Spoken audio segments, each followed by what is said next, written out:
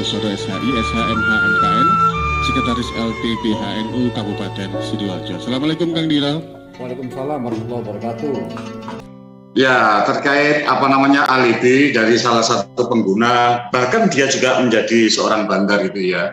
Itu alibi saja. Sebenarnya proses pengharaman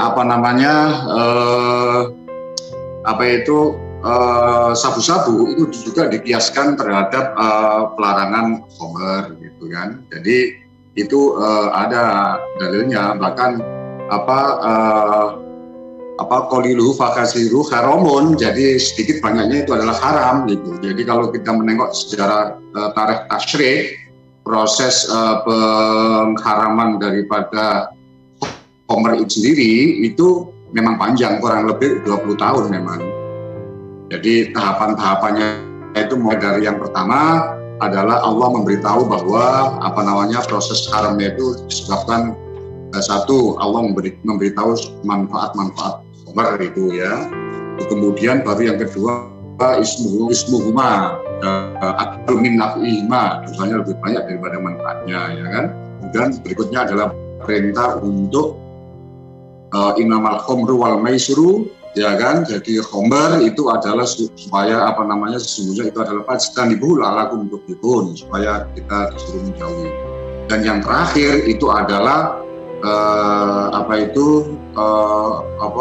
tadi hadis Nabi yang mengatakan bahwa kullu muskirin khamrun wa kullu khamrin haramun, ya setiap yang memabukkan ya itu khamr ya itu adalah hukumnya haram ya. Jadi kullu muskirin di sini adalah setiap sesuatu yang memabukkan begitu. Jadi sehingga qaliluhu wa kasiruhu haramun, sedikit banyaknya adalah haram. Jadi itu alibi dia saja begitu.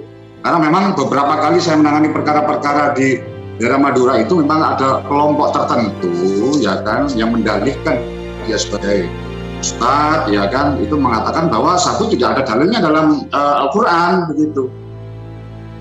Padahal ijma ulama sudah mengatakan bahwa narkoba, jenis sabu, heroin dan lain sebagainya sesuatu yang merusak akal itu haram gitu. Jadi ilatnya itu adalah dasar pengharamannya itu jelas memabukkan tadi, bukan soal fisik khamrnya atau sabunnya atau apa, tapi sesuatu yang memabukkan itulah yang haram. Jadi kalau dalam kaidah usul fikih itu ilatnya itu yang sebab diharamkannya. Baik, karena kalau secara spesifik jenis narkobanya itu kan zaman Rasulullah dulu memang tidak seperti itu begitu ya Pak Sudiro ya, tapi itu bisa saja seperti yang benar yang memang Anda sampaikan, alibi bagi seseorang untuk supaya apa yang dilakukan itu seolah-olah benar gitu, tapi sebenarnya itu nggak benar.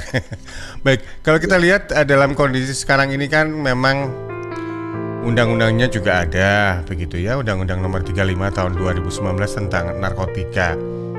Ya. Ancaman hukumannya juga sepanjang yang saya tahu dari pasal yang ada itu kan minimal 4 tahun penjara. Tapi ya, itu kok ternyata masih boleh dibilang efek jerahnya masih relatif belum ada. Penggunanya juga masih ada, pengedarnya juga masih banyak begitu ya. Apalagi kemarin itu kita dengar dan juga kita tonton sendiri, seorang Kapolsek yang notabene adalah seorang penegak hukum bersama 11 anak buahnya ini juga melakukan pesta narkoba ini. Kalau Anda melihat kondisi ini sepertinya apa sih something missingnya di mana? Memang regulasinya yang kurang maksimal atau apanya ini? Atau peredarannya yang terlalu masif ini? Ya, jadi kalau menurut saya itu bahwa narkoba itu ya undang-undang kita itu sudah cukup sudah cukup luar biasa ya, karena di dalamnya itu juga sudah mengatur soal ancaman pidana 20 tahun itu pidana yang cukup maksimal.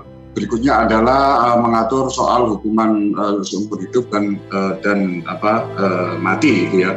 Bahkan sudah ratusan orang yang sudah diputus hukuman mati. Dan juga sudah dieksekusi ya. Jadi dalam sepanjang sejarah Indonesia orang yang terpidana yang dieksekusi mati paling banyak itu narkoba begitu. Ya, jadi kalau kaitannya dengan adanya aparat penegak hukum, ya oknum-oknum yang telah melakukan penyalahgunaan, membantu peredaran, ya, bahkan pejabat-pejabat kita sudah pernah jadi bupati, DPR, ya, polisi, advokat, hampir semuanya itu bahkan juga tokoh-tokoh ulama juga ada yang seperti itu, ya kan. Jadi ya memang